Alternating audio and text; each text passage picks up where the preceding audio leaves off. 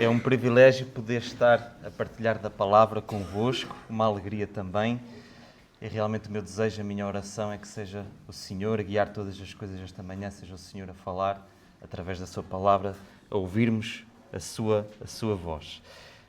Eu gostava que abríssemos as nossas Bíblias no capítulo 55 de Isaías, como os irmãos já sabem, iremos meditar aqui na palavra do Senhor durante esta manhã, durante um pouquinho. E queremos realmente ouvir o Senhor a falar às nossas vidas através dela. Isaías 55. Julgo que já todos abriram.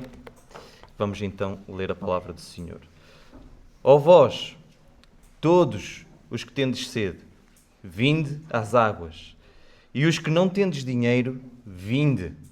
Comprai e comei. Sim, vinde e comprai, sem dinheiro e sem preço, vinho e leite. Porque gastais o dinheiro naquilo que não é pão, e o produto do vosso trabalho naquilo que não pode satisfazer. Ouvi-me atentamente, e comei o que é bom, e a vossa alma se deleite com a gordura. Inclinai os vossos ouvidos, e vinde a mim. Ouvi, e a vossa alma viverá. Porque convosco farei um concerto perpétuo, dando-vos as firmes beneficências de Davi. Eis que eu o dei como testemunho aos povos, como príncipe e governador dos povos. Eis que chamarás a uma nação que não conheces, e uma nação que nunca te conheceu correrá para ti por amor do Senhor, teu Deus, e do Santo de Israel, porque Ele te glorificou. Buscai ao Senhor enquanto se pode achar. Invocai-o enquanto está perto. Deixe o ímpio o seu caminho, e o homem maligno os seus pensamentos, e se converta ao Senhor, que se compadecerá dele. Torne para o nosso Deus, porque grandioso é em perdoar. Porque os meus pensamentos não são os vossos pensamentos, nem os vossos caminhos os meus caminhos, diz o Senhor. Porque, assim como os céus são mais altos do que a terra, assim são os meus caminhos mais altos do que os vossos caminhos, e os meus pensamentos mais altos do que os vossos pensamentos. Porque assim como desce a chuva e a neve dos céus e para lá não torna, mas rega a terra e a faz produzir e brotar e dar semente ao semeador e pão ao que come, assim será a palavra que sair da minha boca. Ela não voltará para mim vazia, antes fará o que me apraz e prosperará naquilo para que a enviei. Porque com alegria saireis e em paz sereis guiados. Os montes e os outeiros exclamarão de prazer perante a vossa face, e todas as árvores do campo baterão as palmas. Em lugar do espinheiro crescerá a faia, e em lugar da sarça crescerá a murta, o que será para o Senhor por nome, por sinal eterno, que nunca se apagará. Amém. Amém. Este texto que nós acabamos de ler aqui da palavra, este texto é um convite. O que nós acabamos de ler é um convite. E é um convite, é um chamado feito pelo próprio Deus. Pelo próprio Deus. Esta mensagem que temos aqui em Isaías 55 não é apenas uma mensagem do passado, que teve o seu tempo, que teve a sua altura na história, não é? Mas, ou então só dirigida unicamente ao povo de Israel, mas esta é uma declaração que é uma declaração eterna. Uma convocação divina que ecoa até aos dias de hoje, até aos nossos dias. E por isso esta é uma passagem tão bela da Bíblia. Mas, para nós entendermos melhor, para nós conseguirmos compreender melhor aquilo que o Senhor nos quer falar, aquilo que o Senhor nos quer transmitir através do seu texto, é também importante nós entendermos dentro daquilo que é o contexto mais amplo do livro de Isaías e também dentro do contexto histórico em que o povo de Israel vivia. Eu não vou entrar em muitos detalhes, é algo muito superficial, até porque o livro de Isaías tem muitas subdivisões, mas apenas só para entendermos um pouquinho e percebermos melhor a nossa meditação de hoje. O livro de Isaías, nós podemos dividi-lo em duas grandes partes que são muito diferentes, quer na sua mensagem, quer no tom da mensagem. E nos primeiros capítulos, não é? Nos primeiros 39 capítulos, Isaías, ele apresenta a dura realidade do juízo de Deus sobre o pecado do povo de Israel, das nações ao seu redor. Porque Israel, apesar de ter sido um povo separado, um povo escolhido por Deus, afastou-se do caminho da justiça, do caminho da santidade, do caminho da obediência. Eles entregaram-se à idolatria, entregaram-se à corrupção, à violência, e como resultado disso, o Senhor, na sua justiça, anunciou o juízo que viria sobre eles. A destruição de Jerusalém e o exílio, eles serem levados cativos para a Babilónia. Mas, não é? A partir do versículo 40, do capítulo 40 até ao 66, até ao fim, o tom da profecia muda completamente. Deus, através de Isaías, começa a oferecer mensagens de consolo, mensagens de restauração, mensagens de esperança ao povo. Não é? Aquele povo que estava prestes a experimentar a tragédia do exílio, mas Deus, na sua misericórdia, não os abandonaria. Deus mesmo, diante do pecado, não desiste do seu povo. E ele levanta Isaías para profetizar então esperança, uma nova restauração que viria. No meio do sofrimento, ele promete uma restauração gloriosa. Isaías fala-nos do Deus que consola, que perdoa os pecados do povo e que trará de volta os exilados com poder. E então o nosso texto de hoje, não é? Isaías 55, que nós vamos meditar, está inserido nesta segunda parte, onde Deus anuncia a sua graça abundante e a promessa de um futuro de restauração. E esta mensagem, este convite, surge como nós costumamos dizer, uma luz ao fundo do túnel, oferecendo àquele povo que estava cativo uma visão de uma misericórdia divina. É um convite à abundância espiritual, ao perdão. E para aqueles que estavam no exílio, para aqueles que estavam cativos, não é? Esta era uma palavra de esperança que soava como a promessa de um novo começo, uma nova aliança, uma nova obra de redenção. Imaginemos também é importante que nós termos isto em mente para nos ajudar na nossa meditação. Imaginemos este cenário, não é? Que Jerusalém tinha sido completamente destruída, não é? O templo, que era o símbolo da presença de Deus, não é? No meio do seu povo, estava completamente em ruínas. O povo de Israel estava cativo numa terra estrangeira. E como é que estava este povo? Estava exausto, estava frustrado, estava sem qualquer perspectiva de futuro, ou seja, sem esperança. Para eles não existia mais nada, sem esperança. E é no meio deste cenário de completa desolação que surge este convite de Deus. Vinde às águas, não é? Vinde às águas, vinde a mim. E como já dissemos, este convite não é um convite qualquer. Não é um convite qualquer porque não é feito por um qualquer homem. Não é que apenas consegue oferecer algo que é temporário, algo que é passageiro. É o convite do próprio Deus que nos oferece a sua graça inesgotável, que nos oferece o seu perdão abundante. Deus não estava apenas a anunciar a restauração física de Jerusalém, mas era um convite a uma restauração espiritual. Não estava só a oferecer a volta, não é, do povo ao lar, ao seu lar físico, à terra que ele lhes tinha prometido, mas a reconciliação com ele. E assim a verdadeira paz interior. Algo que nós também temos que ter na nossa mente, enquanto meditamos neste texto, que vamos ver consecutivamente, é que este convite que nós lemos aqui em Isaías, ele não se cumpriu completamente em Isaías, nem nos eventos que se sucederam, não é? Após o exílio, a saída da Babilónia. Não. O cumprimento pleno deste convite só acontece em Jesus Cristo, o Messias prometido. No Evangelho de João, no capítulo 7, o Senhor Jesus, durante a festa dos tabernáculos, ele levanta-se e ele declara: se alguém tem sede, venha a mim e beba. Quem crê em mim, como diz a Escritura, do seu interior fluirão rios de água viva. Fluirão rios de água viva. Aqui o Senhor Jesus apresenta-se como sendo a verdadeira água viva, aquela que sacia a nossa sede espiritual de forma plena, de forma definitiva. Por isso, este convite aqui de Isaías 55 é, na verdade, um reflexo do convite que Deus faz a cada um de nós em Cristo, em Jesus.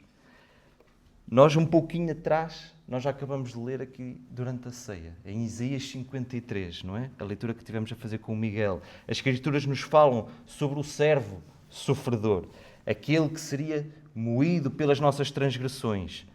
Então, aqui, Isaías 55 é um convite feito logo após a revelação da cruz. Um convite feito logo após a revelação da cruz. Deus está a dizer: eu já preparei o perdão, agora venham. Venham e bebe gratuitamente a graça que Ele oferece. É um convite que, como nós veremos, não depende do nosso mérito, não depende da nossa condição, mas única e exclusivamente da sua bondade e do seu amor. Então, queridos irmãos e amigos, este capítulo nos chama a refletirmos, no fundo, sobre a nossa própria sede espiritual. Sobre a nossa própria sede espiritual. Sobre aquilo que nós temos buscado para saciar a nossa alma. O que é que nós temos feito para tentar encontrar paz e propósito? Porque o convite de Deus, como veremos, é claro: vinde a mim. E a resposta que nós damos a este convite moldará a nossa vida espiritual, moldará a nossa eternidade. Então, logo no início, Isaías apresenta-nos este convite gracioso: ó vós, todos os que tendes sede, vinde às águas. E os que não tendes dinheiro, vinde, comprai e comei. Sim, vinde e comprai, sem dinheiro e sem preço, vinho e leite, porque gastais o dinheiro naquilo que não é pão, e o produto do vosso trabalho naquilo que não pode satisfazer. Ouvi-me atentamente e comei o que é bom, e a vossa alma se deleite com a gordura. Ó vós, todos os que tendes sede, vinde às águas, vinde às águas. Este convite vem direto do coração de Deus. E não é uma oferta qualquer, nem é uma oferta condicional, sob condições. Deus está a oferecer algo que é infinitamente mais precioso do que qualquer outra coisa que nós podemos imaginar. Ele está a oferecer graça. E a graça de Deus é um convite que transcende todas as barreiras, todas as expectativas humanas. E eu já o disse, mas vale a pena destacar mais uma vez, que este convite não é exclusivamente, nem é destinado apenas ao povo de Israel. É um convite universal. Quando Deus diz: ó vós todos os que tendes sede, Ele está a chamar todos. Ele está a chamar toda a humanidade, sem distinção de raças, de status, de cultura, história, o que for. Todos os seres humanos estão sedentos. Todos, sem exceção. E qual é que é esta sede de que Deus aqui fala? Claro que não estamos a falar apenas de uma sede que nós temos no nosso corpo físico, não é? Mas é uma sede espiritual. É uma sede de paz, uma sede de propósito, de perdão, de amor, de aceitação. E todos, cada ser humano, cada homem, cada mulher, nasce com essa fome e sede profundas por algo que não pode ser preenchido, por nada que este mundo tenha para oferecer. Nós tentamos, o ser humano tenta, não é? Preencher esse vazio com tantas coisas que afinal nós sabemos que não satisfazem, seja o que for, o trabalho, a carreira, o dinheiro, prazeres momentâneos, até mesmo a busca de uma religião vazia, sem vida. Nós poderíamos ver este tipo de sede claramente na história da mulher samaritana, no Evangelho de João, no capítulo 4, quando esta mulher se encontra com o Senhor Jesus no poço de Jacó. Ela vai àquele poço para ir buscar água, não é? Água para beber, para ela beber, mas Jesus, de forma surpreendente, fala com ela sobre a sede da sua alma. E ele diz-lhe: se tu conheceras o dom de Deus e quem é o que te diz, dá-me de beber, tu lhe pedirias e ele te daria água viva. Água viva. Aquela mulher, ela está sedenta, mas não de uma água comum para beber. Ela está sedenta de algo mais profundo. Está sedenta de perdão, de um amor verdadeiro, de paz. E o Senhor Jesus oferece-lhe uma água que, ao ser recebida, sacia para sempre. Quando o Senhor Jesus ele fala sobre a água viva, ele está a apontar para a satisfação espiritual que somente Ele pode oferecer. E essa água não é algo que se consome temporariamente, mas é uma fonte inesgotável que traz transformação e transformação permanente à vida daquele que crê. Então Jesus, tal como nós vemos aqui neste convite em Isaías, ele oferece uma solução para esta sede que todos nós temos e que não podemos preencher com nada deste mundo. Tal como aquela mulher, todos estamos sedentos e a verdadeira satisfação vem apenas de Cristo, o único que pode saciar a verdadeira sede da alma. Ó vós todos os que tendes sede, vinde às águas.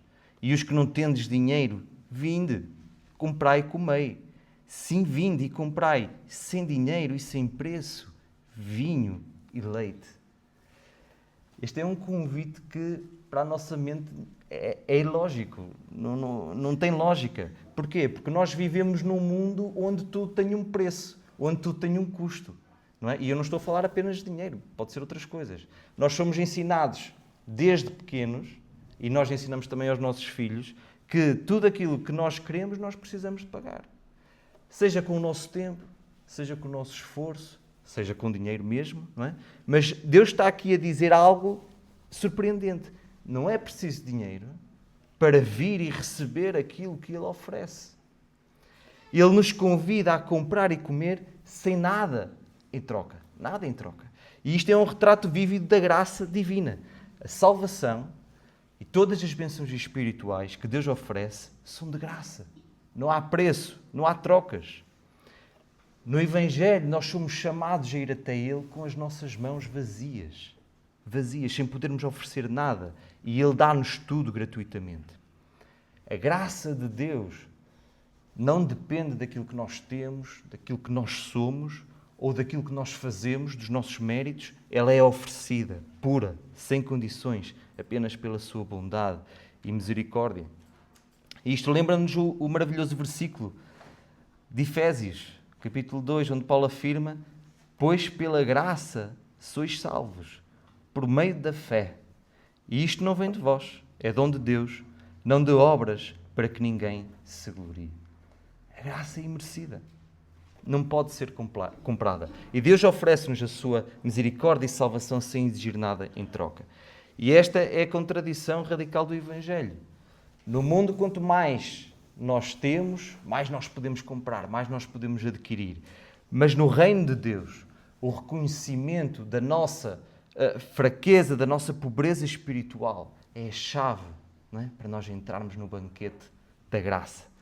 Deus convida os que não têm dinheiro, ou seja, aqueles que reconhecem a sua total impotência, a sua total incapacidade para alcançar a salvação por méritos próprios. Vinde e comprai sem dinheiro e sem preço vinho e leite, porque gastais o dinheiro naquilo que não é pão. Porquê? E o produto do vosso trabalho naquilo que não pode satisfazer. Ouvi-me atentamente e comei o que é bom, e a vossa alma se deleite com a gordura. Porquê? Que Deus está claramente a desafiar a nossa maneira de viver. Ele está a perguntar porque é que nós buscamos satisfação nas coisas que, na verdade, não podem dar satisfação verdadeira. Não é? O pão, nós sabemos que o pão nas Escrituras, o pão na Bíblia, é um símbolo daquilo que nos sustenta, daquilo que nos dá vida. É algo que é essencial para a nossa existência, para a nossa subsistência. No entanto, tantos e tantos, inclusive nós mesmos, nós gastamos a nossa vida, as nossas energias em tantas coisas que não saciam a nossa fome, que não saciam a nossa sede espiritual. Já vimos, buscamos no trabalho, consumo de bens materiais, seja o que for. E o que é que realmente nós estamos a alcançar? O que é que nós realmente buscamos quando gastamos o nosso tempo e os nossos recursos? Nós estamos a tentar saciar a nossa fome e a nossa sede, não é com pão, é com migalhas que o mundo oferece, mas que nunca podem satisfazer plenamente. Vejamos o que é que o Senhor Jesus diz, ainda no Evangelho de João, no capítulo 6. O Senhor Jesus diz: eu sou o pão da vida. Eu sou o pão da vida. Quem vem a mim nunca terá fome. Quem crê em mim nunca terá sede. Ele é o verdadeiro pão. Ele é a verdadeira água que alimenta a nossa alma. Só Ele nos pode dar aquilo que a nossa alma verdadeiramente precisa. E então este convite de Isaías, ele aponta para esta verdade. Somente em Cristo, somente em Jesus nós encontramos a verdadeira satisfação. Somente em Cristo. Este convite de Deus não é apenas uma oferta de salvação, mas é uma transformação completa. O convite é para virmos à fonte, para aproximarmos-nos daquilo que nos dá vida verdadeira. E o Senhor Jesus, como sendo a água viva e o pão da vida, Ele não apenas oferece uma resposta para a nossa sede e fome espiritual, mas Ele transforma a nossa maneira de viver. E quando bebemos dele, nunca mais teremos sede, porque Ele torna-se a fonte constante que sacia a nossa alma. Então Deus chama-nos para pararmos de viver, para pararmos de gastar a nossa vida em coisas que não trazem satisfação duradoura e, em vez disso, é virmos a Ele, o único que pode preencher o vazio do nosso coração. E isso exige humildade também de nós. Precisamos de reconhecer que sem Ele nós estamos famintos, que sem Ele nós estamos sedentos e que só Ele nos pode dar verdadeira vida em Jesus. Em Jesus. Ouvi-me atentamente, comei o que é bom e a vossa alma se deleite com a gordura. Inclinai os vossos ouvidos e vinde a mim. Ouvi e a vossa alma viverá. Porque convosco farei um concerto perpétuo, dando-vos as firmes beneficências de Davi. Eis que eu dei como testemunho aos povos, como príncipe e governador dos povos. Inclinai os vossos ouvidos e vinde a mim. Ouvi e a vossa alma viverá. O convite de Deus é claro e é direto. Ouvir a sua palavra é o caminho para a vida verdadeira. Deus diz que ouvir a sua voz, ouvir a sua revelação, traz algo que o mundo não pode oferecer. Vida. E ouvir a sua voz não é apenas um simples conhecimento do nosso intelecto, mas é algo que toca as profundezas do nosso ser. A alma humana, marcada pelo pecado, marcada pela morte espiritual, só encontra verdadeira vida em Cristo. O Senhor Jesus, ele continua a dizer no capítulo 6 do Evangelho de João, o Espírito é o que vivifica, a carne para nada aproveita. As palavras que eu vos disse são Espírito e são vida. Ouvir a palavra de Deus não é pura e simplesmente nós estarmos a ouvir um sermão, nós estarmos a ouvir uma pregação como estamos a fazer aqui hoje. Ou então de vez em quando nós lermos uns versículos da Bíblia. Não. Ouvir a palavra de Deus é ouvir com o coração, com a disposição de deixar que essa palavra transforme a nossa vida. Pois quando a sua palavra penetra no nosso coração, ela nos dá a vida verdadeira, aquela que nos reconcilia com Deus e nos traz paz. E além de ouvir a palavra de Deus, nós somos também chamados a nos aproximarmos a Ele, a nos dirigirmos a Ele. Inclinai os vossos ouvidos e vinde a mim. Este vinde a mim é um convite relacional. É um chamado para que nós nos aproximemos de Deus com todo o nosso ser. Quando Deus diz vinde a mim, Ele está a chamar-nos para uma ação, não é? O vinde implica movimento. Uma deslocação da nossa condição atual, tantas vezes distante, longe de Deus, para uma proximidade com Ele, onde Ele nos pode transformar. Não basta então ouvir a sua voz, nós precisamos responder a esse convite, com disposição, com fé. E este vinde a mim remete diretamente também para o chamado que o Senhor Jesus fez. Nós lemos no Evangelho de Mateus, no capítulo 11, o Senhor Jesus, ele diz o quê? Vinde a mim, todos os que estáis cansados, sobrecarregados, e eu vos aliviarei. Não é? Aqui a mesma expressão, vinde a mim. Não é? Em ambos os casos é um convite para aqueles que estão cansados, que estão fracos, que estão perdidos, afastados. É um convite para deixar de lado a nossa autonomia, as nossas tentativas de controle e a nos entregarmos à ação de Deus, a nos rendermos completamente a Ele, permitindo que Ele nos transforme, que Ele nos renove, que Ele nos dê descanso. O vinde a mim é uma expressão de convite à restauração e ao preenchimento total da nossa necessidade espiritual. E esta promessa de vida, não é? é então algo que não é distante, mas está ao alcance de todos aqueles que se aproximam sinceramente de Deus. A vida verdadeira que só Deus pode oferecer vem de um encontro pessoal com Ele. Um encontro onde a nossa alma é renovada, é alimentada, é vivificada pela Sua presença. Pela Sua presença. Inclinai os vossos ouvidos e vinde a mim. Ouvi e a vossa alma viverá. Porque convosco farei um concerto perpétuo, dando-vos as firmes beneficências de Davi. Eis que eu o dei como testemunho aos povos, como príncipe e governador dos povos. Farei convosco um concerto perpétuo, uma aliança perpétua.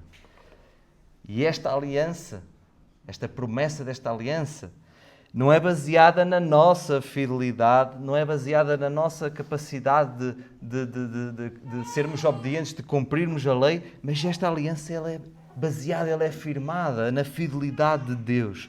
Esta aliança é cumprida de maneira perfeita em Cristo, em Jesus, não é? O verdadeiro Filho de Davi, o Rei eterno, que veio restaurar todas as coisas. Em Hebreus, no capítulo 8, Paulo fala de uma melhor aliança, de uma maior aliança, que foi mediada por quem? Por Jesus. E é essa aliança que nos traz perdão, redenção e reconciliação com Deus. O que Deus está a oferecer é uma aliança pela graça, não pelo mérito, como já vimos. Não é algo que nós podemos conquistar, mas é algo que Ele, na sua misericórdia, oferece gratuitamente.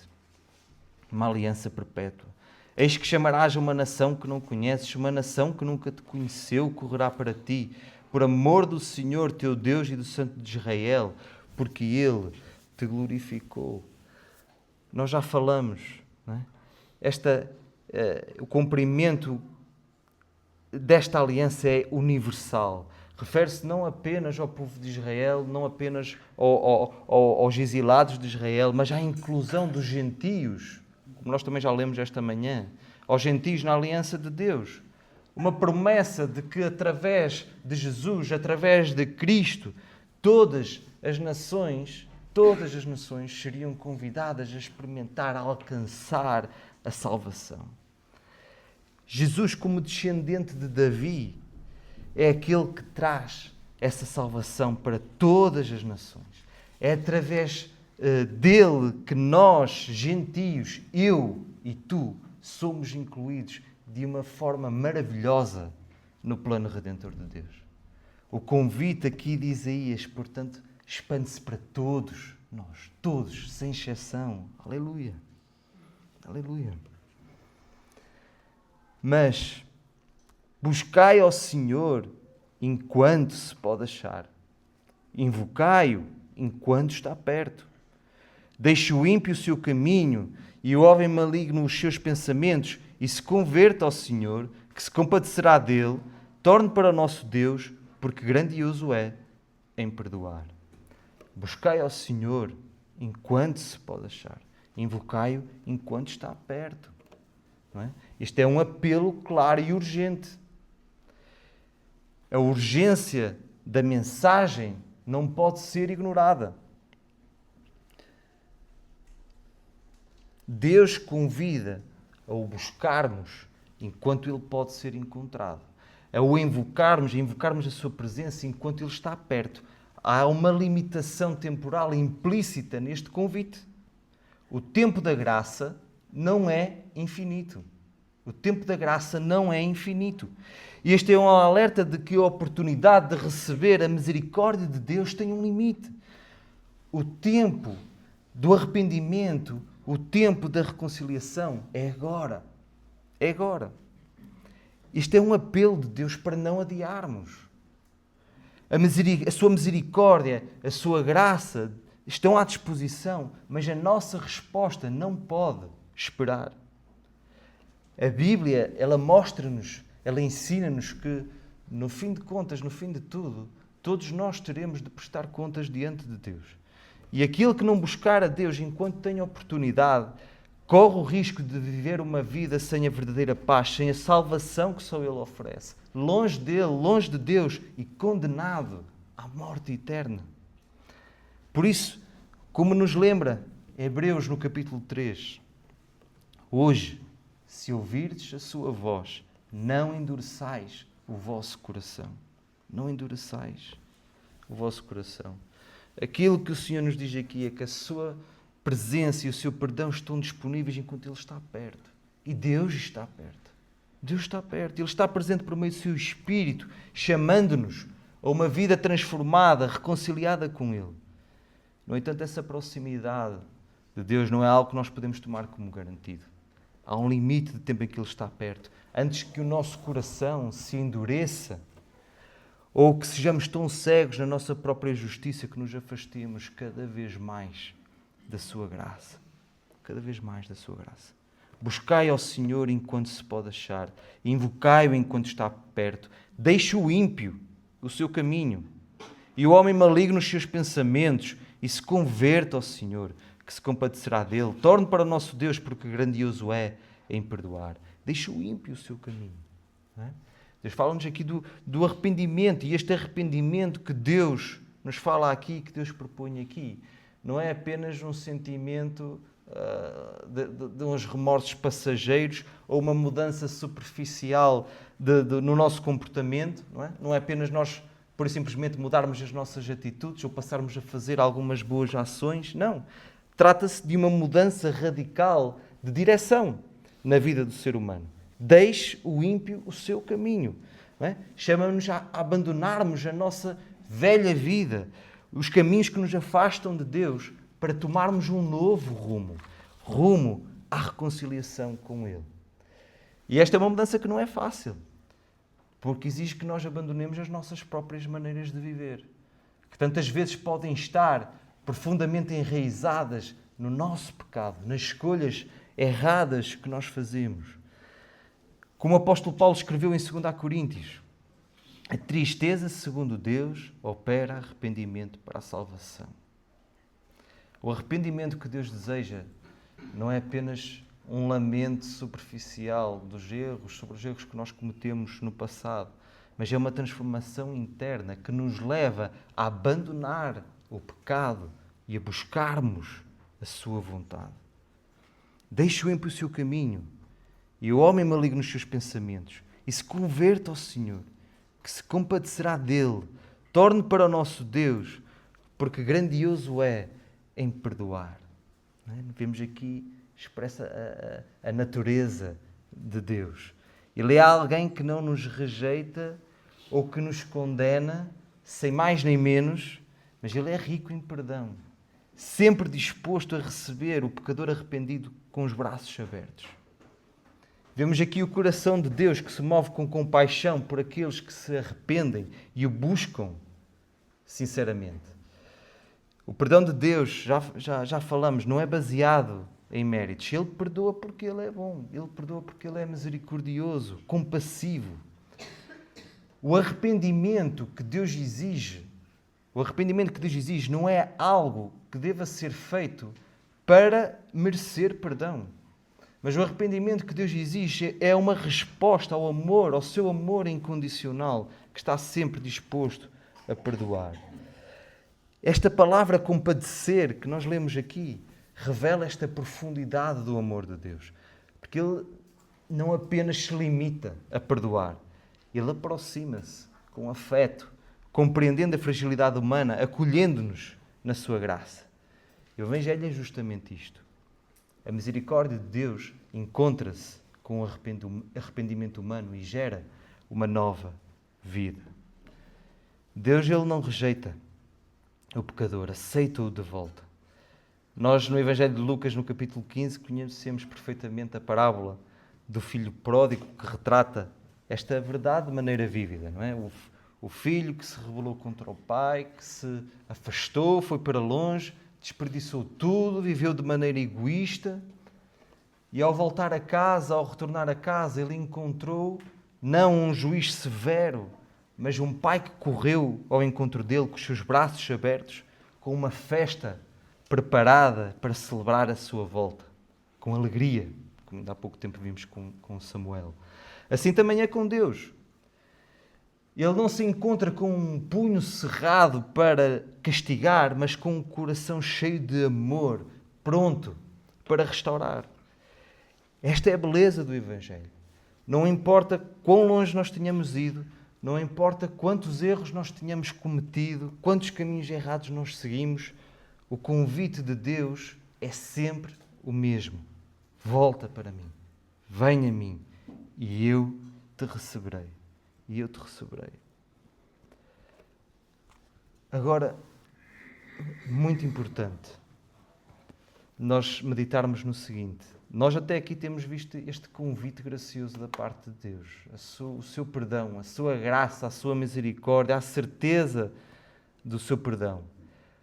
Mas, no entanto, é fundamental, é importante nós compreendermos, nós entendermos de que essa misericórdia, ela não foi sem qualquer preço, sem qualquer custo.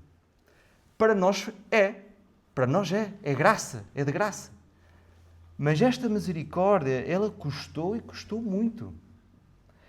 Esta misericórdia não é resultado de um Deus que pura e simplesmente ignora, não quer saber do pecado.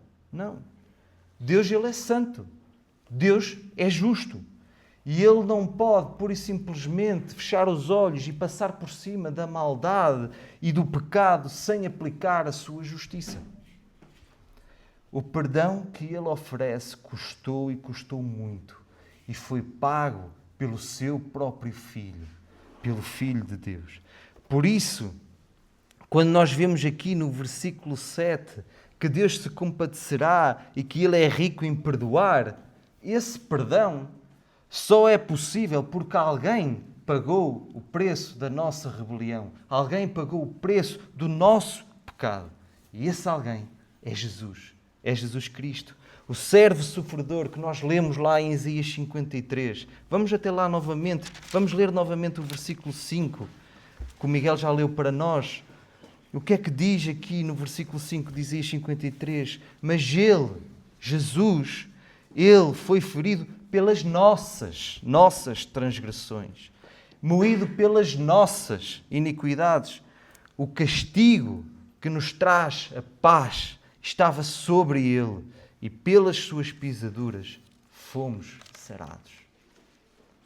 Aqui está o coração do Evangelho.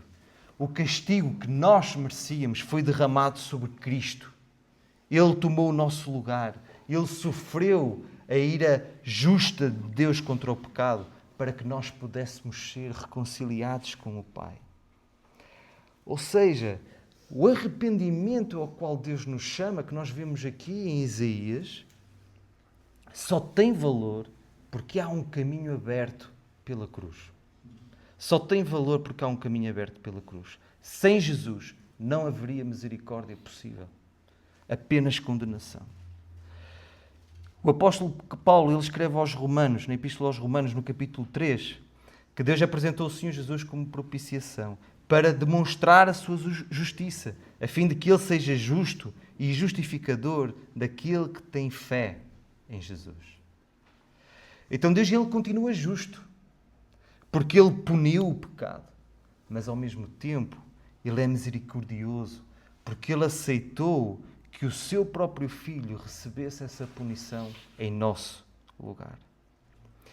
E é por isso que o arrependimento não é apenas uma mudança de comportamento, mas é uma resposta de fé, de rendição a Cristo, a Jesus, que nos substituiu na cruz. O verdadeiro arrependimento leva-nos à cruz. A verdadeira misericórdia só é encontrada em Jesus. Por isso, se alguém se questiona, se alguém se pergunta, mas como é que eu posso saber se Deus vai me perdoar? Como é que eu posso saber se Deus vai me perdoar? A resposta é simples. Olha para a cruz. Olha para Jesus. Se Deus não poupou o seu próprio Filho, antes entregou-o por nós, como não nos perdoaria se nos voltarmos para Ele com um arrependimento sincero? Olha para Jesus. Olha para Jesus.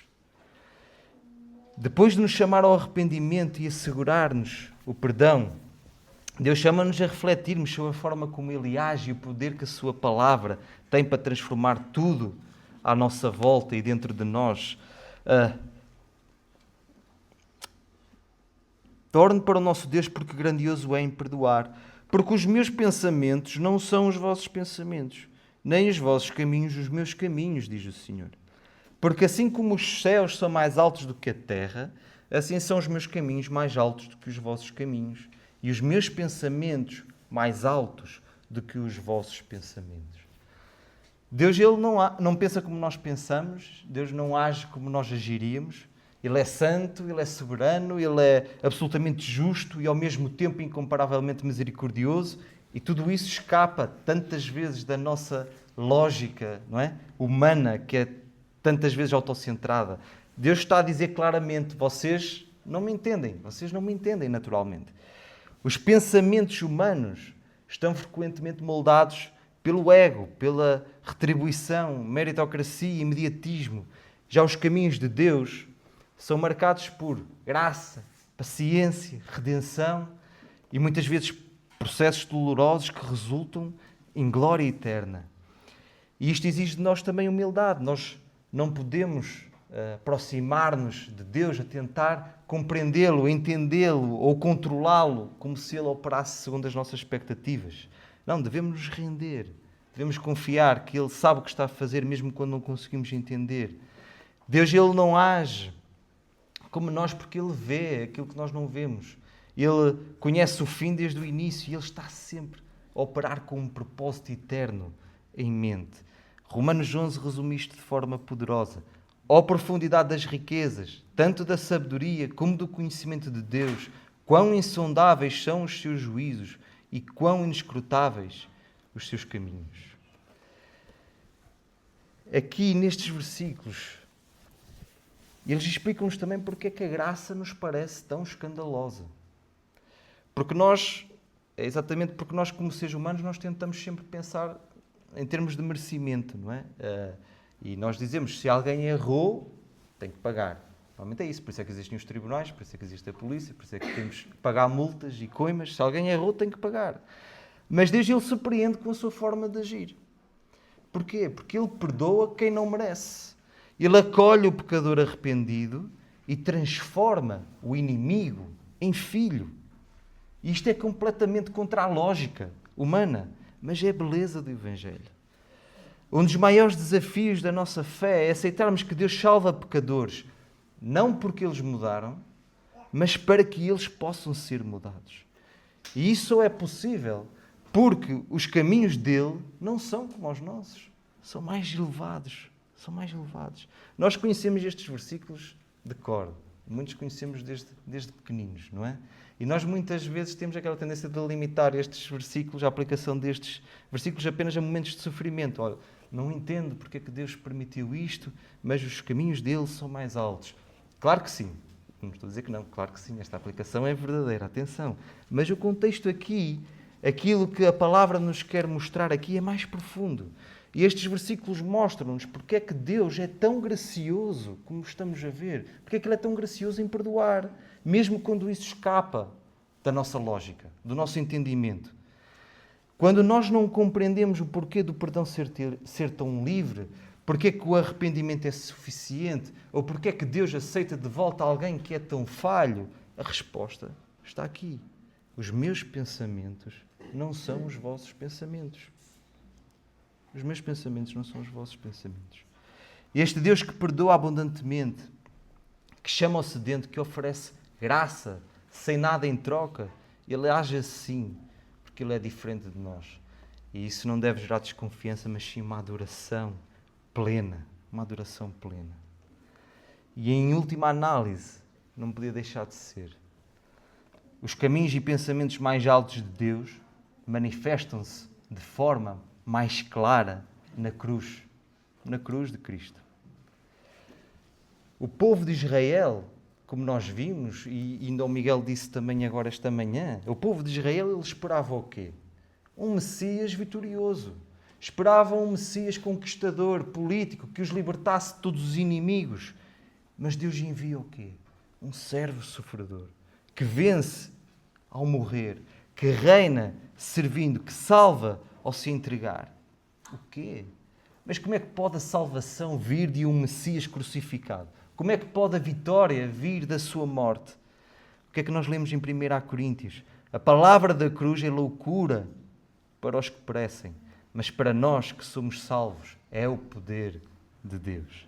A cruz é o ápice aqui de Isaías 55. A cruz é o lugar onde o mundo vê fraqueza, mas que Deus revela sabedoria. A cruz é o lugar onde o mundo vê derrota, mas Deus realiza salvação, onde Deus aplica a sua justiça para nos oferecer perdão e reconciliação. Amém. E o Senhor continua. Porque assim como desce a chuva e a neve dos céus e para lá não torna, mas rega a terra e a faz produzir e brotar e dar semente ao semeador e pão ao que come, assim será a palavra que sair da minha boca. Ela não voltará para mim vazia, antes fará o que me apraz e prosperará naquilo para que a enviei. Deus, por meio de Isaías, está a usar aqui uma imagem muito concreta, não é? Chuva, neve que descem dos céus, elas não são inúteis, não são aleatórias, têm um propósito claro, que nos diz a palavra: regar a terra, preparar o solo, fazer nascer aquilo que está escondido debaixo da terra. E qual é o resultado? Semente para o semeador, pão para quem tem fome. E assim é a palavra de Deus. Ela desce e não volta para Ele sem antes produzir vida. A palavra de Deus não são teorias, não são filosofias. Não. A palavra de Deus é vida que chega, graça que rega, poder que gera transformação. Se o coração está duro, se o coração está seco, a palavra pode penetrar. Se o solo está cansado, a palavra traz uma nova força. Deus não desperdiça a sua palavra. Ele fala com um propósito, Ele envia com intenção. E aquilo que Ele fala, cumpre-se. Notemos aquilo que o Senhor diz aqui. Ela fará o que me apraz e prosperará naquilo para que a enviei. A palavra de Deus não informa, por simplesmente ela realiza. A palavra de Deus não é como a nossa palavra, que é uma palavra fraca, tantas vezes vazia. Não, a palavra de Deus é eficaz, ativa, poderosa. Esta é uma verdade central da nossa fé. Quando Deus criou o mundo, Ele fez pela sua palavra. Quando Deus salva, Ele também faz pela sua palavra. Nós lemos isso em Romanos. A fé vem pelo ouvir e ouvir a palavra de Cristo. Quando Deus quer transformar um coração, Ele envia a sua palavra viva e ela cumpre o propósito de trazer arrependimento, fé, vida. Fé, vida. E a maior palavra que Deus falou à humanidade, ela não foi escrita em pedras, ou ela não foi apenas revelada pelos profetas. A maior palavra de Deus, ela foi encarnada. O que é que nós lemos no Evangelho de João, capítulo 1? E o Verbo se fez carne e habitou entre nós. Jesus, Ele é a palavra que desceu dos céus. Ele é a palavra que desceu, não para ficar, mas para cumprir o propósito eterno de Deus, salvar. Ele foi enviado ao mundo não para condenar, mas para restaurar, curar, redimir. Ele regou com graça os nossos corações. Ele frutificou salvação onde só havia esterilidade. E hoje Ele continua a ser a palavra viva que transforma. A palavra de Deus nunca falha. Ela cumpre sempre aquilo que Deus deseja. E a pergunta para hoje é: o que é que Deus deseja fazer em mim com esta palavra? O que é que Deus deseja fazer em mim com esta palavra? Se Ele está a chamar, responde. Se Ele está a confrontar, arrepende-te. Se Ele está a consolar, descansa. Mas não fiques indiferente. A palavra que transforma, Jesus, já veio. Deixa-a penetrar, deixa frutificar. Porquê? Porque com alegria saireis e em paz sereis guiados.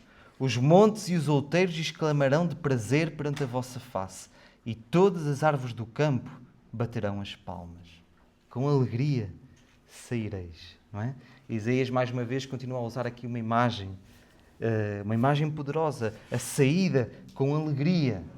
Lembra-nos também, por exemplo, do Êxodo, não é? Quando o povo de Israel saiu, foi libertado do Egito, e saiu a celebrar a liberdade que Deus lhes tinha dado.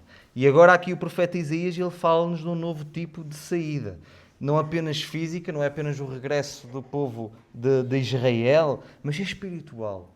A saída da escravidão do pecado, a saída da culpa e condenação, a saída de uma vida vazia, seca e sem rumo. E como é que se dá esta saída? Com alegria. Com alegria saireis. Aquele que ouve a palavra, aquele que recebe o convite, aquele que se volta para o Senhor, experimenta a alegria da salvação. E esta alegria não é apenas um sentimento, uma emoção passageira, não é apenas um otimismo superficial, não. O que é esta alegria? É a paz profunda de saber que se está perdoado, que se é aceite, que se está reconciliado com Deus. Esta promessa é clara. Com alegria saireis e em paz sereis guiados. O Evangelho ele não te leva ao desespero, mas à esperança. A salvação não é um fardo, mas é uma libertação. E Isaías, ele vai além e descreve a criação a participar da alegria da redenção. Em paz sereis guiados, e os montes e os outeiros exclamarão de prazer. Perante a vossa face, todas as árvores do campo baterão as palmas. Não é? Que o Isaías, numa poesia profética, não é exagero, é mesmo revelação. Não é? Quando Deus salva, todo o universo se alegra. Não é? Há uma harmonia restaurada entre Criador, criatura, criação. Paulo diz-nos algo semelhante aos romanos, não é? Que a criação geme à espera da redenção dos filhos de Deus. E quando a salvação chega, até a natureza parece respirar de alívio. Não é?